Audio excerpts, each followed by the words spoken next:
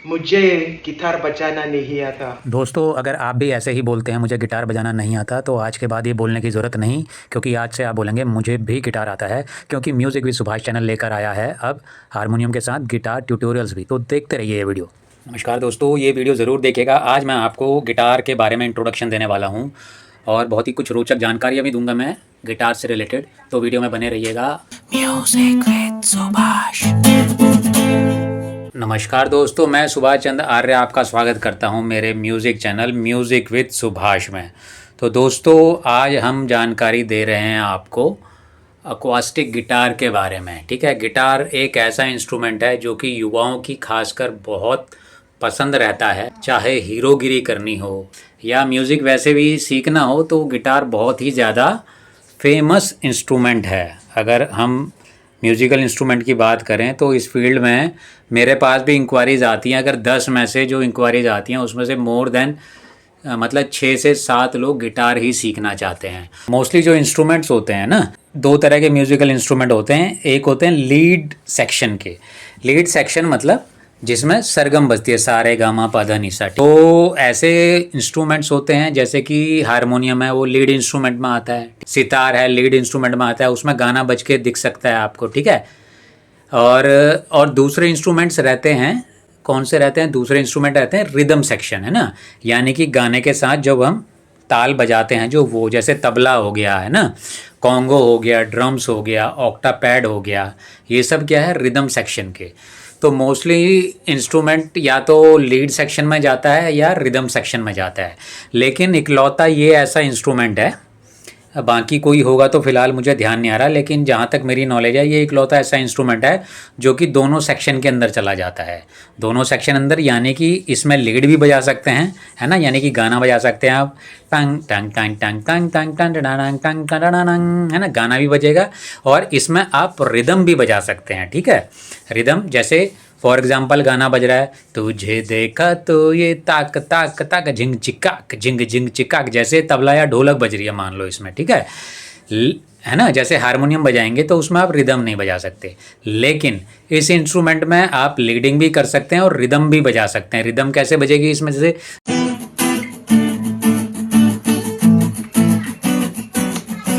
लेकिन मोटे तौर पे ये जो इंस्ट्रूमेंट ऐसा है इकलौता जो कि रिदम सेक्शन में भी चला जाता है और लीड सेक्शन में भी, है ना। और थोड़ा सा लीडिंग क्या होती है, थोड़ी मेहनत मांगती है। और दोस्तों, इस इंस्ट्रूमेंट की खास बात यह है, अगर आप एक बार सीख जाते हैं ना तो बहुत अच्छा इंस्ट्रूमेंट है, और स्पेशली आप गाते भी हैं। मोस्टली क्या है, जैसे हारमोनियम है, चलो हारमोनियम भी बजाते बजाते लोग गाते हैं। अभी जैसे तबला है ना, तबला कैसा है, तबला जर्नली आप बजा रहे हैं तो मोस्टली जर्नली गाता नहीं है उसके साथ ना, वो कॉम्बिनेशन बैठता नहीं है। गाने को गा सकते हो, कोई मना ही नहीं है, कोई शास्त्रों में मना नहीं कहा गया है इसको, है ना। तबले के साथ भी कर सकते हो, लेकिन उतना नहीं जमता और लोग उतना कम ही करते हैं। लेकिन ये इंस्ट्रूमेंट ऐसा है, इसके साथ आप अगर गाना गाते हैं तो भाई क्या बोलें क्या बोलें भाई, ठीक है ना, स्टाइलिश है ना, जैसे आतिफ असलम है ना, और जिनकी पर्सनैलिटी बहुत अच्छी है, बहुत अच्छा गा लेते हैं, उनके लिए तो ये कहता है कि एकदम 4 चांद लग जाते हैं इसमें।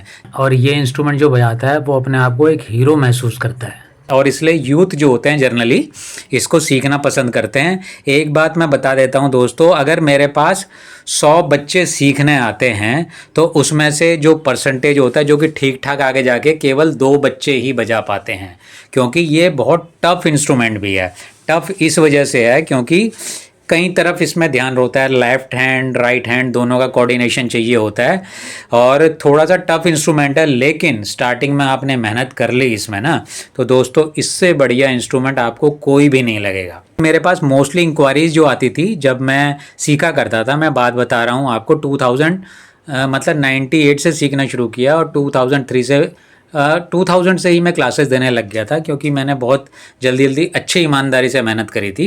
तो मेरे पास जो म्यूज़िक क्लासेस जो आती थी ना, 10 में से 6-7 इंक्वायरीज गिटार की ही आती थी, इसलिए मैंने सीखा ये, है ना।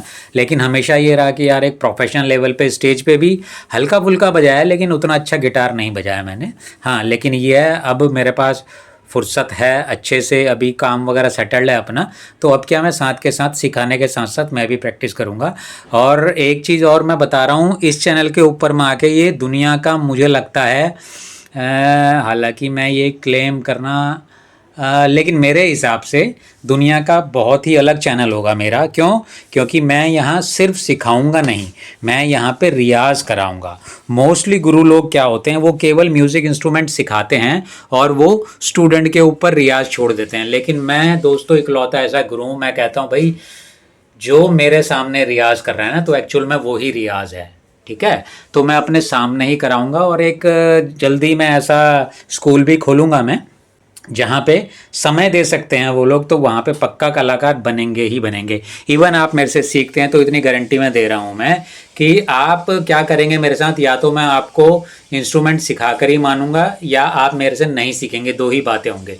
मेरे साथ हमेशा चिपके नहीं रहेंगे आप, क्योंकि जो स्टूडेंट मेरा स्टूडेंट रियाज नहीं करता ना, तो मैं खुल के बोल देता हूँ बेटा अब केवल फीस ले रहा हूँ मैं आपसे, आप मेरे से सीख नहीं रहे हो, मेरे को केवल फीस दे रहे हो। ठीक है, तो कल को ये ब्लेम मत करना कि सर मैं इतने टाइम से आपसे सीख रहा हूँ और मेरे को नहीं आ रहा है। क्योंकि बेटा टीचर कभी नहीं सिखाता है, आपका रियाज आपको बहुत बढ़िया कलाकार बनाता है। टीचर क्या होता है, टीचर ने तो जस्ट आपको गाइड कर दिया ना, समझ रहे हैं ना। टीचर ने आपको सिखा दिया 2 और 2 4 होते हैं, 4 और 4 8 होते हैं, 8 और 8 16 होते हैं। ठीक है, उसके बाद 16 और अगर आपने अच्छे से रियाज नहीं किया है ना, समझे नहीं, तो 16 और 16 32 होते हैं, 32 और 32 64 होते हैं। ये तो आप खुद ही करोगे ना जिंदगी भर, बार बार टीचर के पास आके नहीं पूछोगे ना सर ये कितना होता है क्या होता है। ये एग्जाम्पल लिया मैंने गणित का आपके सामने, इसलिए मेरे पास जो स्टूडेंट रहता है तो मैं उसको सिखा के ही मानता हूँ, है ना। अगर सीखता नहीं है तो मैं ईमानदारी से बता देता हूँ, मैं औरों की तरह मूर्ख नहीं बनाता स्टूडेंट को कि हाँ भाई चलो फीस देते जा रहे हो। हाँ, घोड़ा घास से यारी करेगा तो खाएगा क्या। हाँ, लेकिन मैं इतना ईमानदार टीचर हूँ, मैं स्टूडेंट को बोल देता हूँ बेटा आप सीख नहीं रहे हो, आना है तो जा सकते हो। हाँ, फीस देनी है, बाप का बहुत पैसा है आपके पास या आपके पास अधिक पैसा है, और मेरी कहते हैं ना कि सेवा भाव के लिए गुरुजी का चलो घर चलता रहे, सीख रहे हो तो अलग बात है ना। तो इससे क्या होता है, मुझे एक ईमानदारी की फीलिंग आती है अपने अंदर कि भाई मैं इसका पैसा वेस्ट नहीं कर रहा ना। जैसे और गुरु लोग क्या करते हैं कि भैया वो कैसा भी स्टूडेंट हो लपेटे रहते हैं। मैं चेता देता हूँ स्टूडेंट को ना, भाई you are just wasting your money. ठीक है, ये मैंने बता दिया। हाँ, पैसा कमाना तो भाई मेरा काम है ना, मेरा घर चलता है उससे। तो आप क्या है, बेशक पैसा देते रहो, आते रहो, मेरी शक्ल देखने का पैसा दो मेरे को। ठीक है, तो इसलिए दोस्तों मेरे से अगर कुछ भी इंस्ट्रूमेंट सीखते हैं तो नो डाउट आपको या तो आर कर दूंगा या पार, है ना। पार का मतलब कुछ ना कुछ आप बन जाओगे, अच्छा कर लोगे जो जिस भी लेवल तक सीखना चाहते हो ना।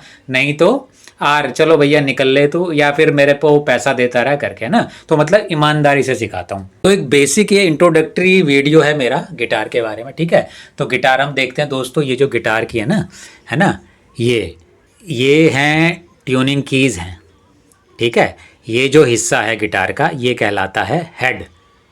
ठीक है, जैसे सर होता है ना, जैसे हमारा ह्यूमन बॉडी होती है, तो देखो जैसे हमारा सर होता है तो समझो ये गिटार का सर है ना, जिसे हेड कहते हैं ना। और जैसे उसके बाद हमारी गर्दन होती है तो ये गर्दन है ना, इसको नेक कहते हैं, यहाँ से लेकर यहाँ तक ये नेक है अपना, है ना। और उसके बाद जो ये बाकी की ये जो देख रहे हैं आप, ये है ना सुंदर सी पीले पीले रंग की जो भी ये दिख रही है ये डिज़ाइन में, that is called guitars body, है ना। थोड़ा दूर से दिखाता हूँ मैं आपको, ये गिटार की बॉडी है। ठीक है, तो अब देखते हैं क्या क्या इन हिस्सों के क्या क्या, जैसे इसका मैंने बता दिया, जैसे सर होता है ये गिटार का हेड है ना। और ये हैं these are called tuning keys. इससे आप गिटार को क्या करते हो, टाइट करते हो, लूज करते हो ना। टाइट करोगे अलग साउंड हो जाता है, लूज करोगे तो स्वर भारी होता चला जाता है ना। तो ट्यूनिंग प्रॉपर आगे बताऊंगा मैं आपको, जस्ट अभी आपको इतना ही याद रखना है, ये टाइट करने के लिए या लूज करने के लिए होती हैं। These are called tuning keys, क्योंकि हम इसे ट्यून करते हैं। और गिटार ऐसा इंस्ट्रूमेंट है एकदम से नहीं बजा सकते हारमोनियम की तरह। First of all you have to tune it, आपको इसे ट्यून करना पड़ता है। ट्यून वही जो फिक्स इंस्ट्रूमेंट से करोगे, जिसमें फिक्स नोट्स होते हैं, जैसे हारमोनियम या कीबोर्ड से इसे आप ट्यून करोगे। ठीक है, आज की डेट में तो खैर बहुत चीज़ें ट्यूनर भी आ गए हैं। तो ये हो गई हमारी ट्यूनिंग कीज, है ना, ये हो गया हेड हो गया ना। तो अब इस हिस्से पे आते हैं ना, ये कहलाता है हमारा नट। ठीक है, तो यहाँ से ये एंडिंग पॉइंट होता है यहाँ से। ठीक है, तो इधर से, और ये जो कहलाते हैं ये दीज आर कॉल्ड फ्रेट्स, है ना। ये जो लाइनिंग दिख रही है ना आपको ये मेटल की, ये अलग अलग जैसे मतलब नोट्स ये डिसाइड होते हैं इससे, है ना। यहाँ पे एक सुर है, ये दूसरा सुर है, जैसे हारमोनियम चलता है ना, पहला नोट उसके बाद दूसरा फिर तीसरा, तो ऐसे ही इसके ऐसे ऐसे नोट चलते हैं, ऐसे ऐसे सुर ऊपर पड़े चलते हैं। मतलब यहाँ पे भारी होगा, जैसे ये ओपन साउंड है, फिर इसका साउंड अलग है, इसका साउंड अलग है, इसका साउंड अलग है। इसके बारे में साउंड्स के मतलब नोट्स के बारे में मैं फिर कभी बताऊंगा। फिलहाल ये एक जर्नली मैं वो दे रहा हूँ मैं आपको, ठीक है। जो 6 तारे होती हैं इनके भी नाम होते हैं, नाम बताऊंगा मैं अगले वीडियो में आपको, है ना, कंफ्यूज होंगे। और ये होती है पिक होती है, ठीक है ना।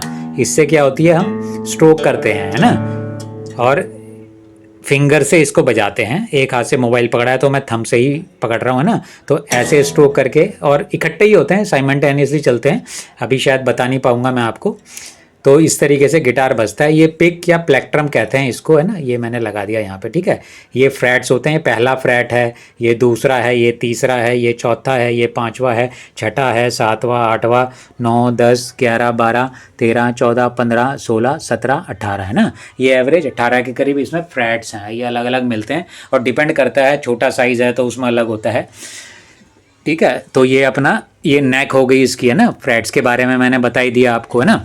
और ये बॉडी है ये इसकी, जो कि लकड़ी की होती है। और ये है साउंडिंग होल, है ना, यानी कि जब हम इसमें स्ट्राइक्स करते हैं ना, जो साउंड प्रोड्यूस होता है वो इस साउंडिंग होल से ही होता है। और ये है अकूस्टिक गिटार है ये, ठीक है ना। और जनरली इसे स्पेनिश गिटार भी कहते हैं, क्योंकि स्पेन से इसका इजाद हुआ है, ऐसा कहते हैं। तो यहाँ तक हो गया हमारा, है ना। तो ये स्ट्रिंग्स हो गई हैं, इसे वायर नहीं कहेंगे, दीज आर कॉल्ड स्ट्रिंग्स, है ना। वायर वो कहेगा जो अनाड़ी आदमी जिसको संगीत नहीं मालूम है ना। तो जल्दी और कुछ दिन के लिए मैंने हारमोनियम रिपेयर के लिए दिया हुआ है, तो मे भी शायद मैं हारमोनियम के वीडियोस ना बना पाऊँ मैं, लेकिन कोशिश कर रहा हूँ कहीं से कोई अरेंज करूँ मैं, ठीक है। क्योंकि मेरे पास ऑलरेडी कीबोर्ड वगैरह हैं, लेकिन वो दिल्ली में पड़े हैं, मेरे पास यहाँ पे नहीं है। मुंबई शिफ्ट हो गया हूँ मैं, अभी सामान लाया नहीं हूँ मैं अपना, ठीक है। तो फिलहाल मे भी शायद मैं आपके कुछ गिटार के ट्यूटोरियल्स दूँ, क्योंकि डेली टच पे रहना ही है ना।